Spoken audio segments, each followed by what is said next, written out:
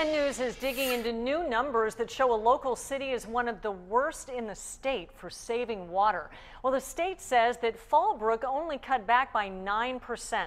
That's a quarter of what it was supposed to. 10 News reporter Kristen Keogh found out the city thinks the numbers are wrong, and its farmers are at the center of the battle.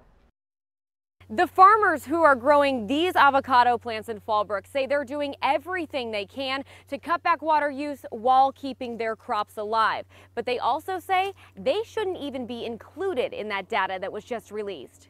We're going to have a good crop. Charlie Walk knows avocados. Have you had this property for 40 years?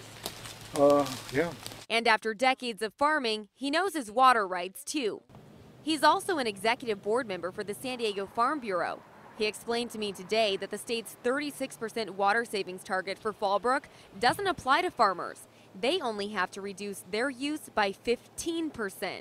Yeah, they just made the wrong calculation. He says the reduced rate for farmers wasn't taken into account when the water board claimed Fallbrook only cut water use by less than 9% last month. They considered a water district, if they served an urban population, to be an urban water district without regard to how much water they sell to agriculture.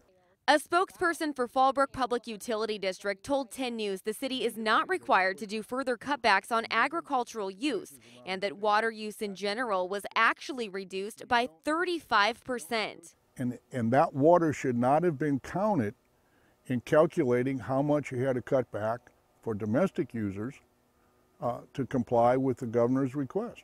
And here's a fun fact. Charlie says that thanks to summer storms, he's reducing water use by even more than that required 15%.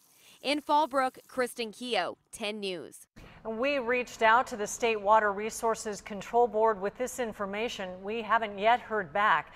The Fallbrook Public Utility District is meeting with the Water Board Wednesday to go over the requirements.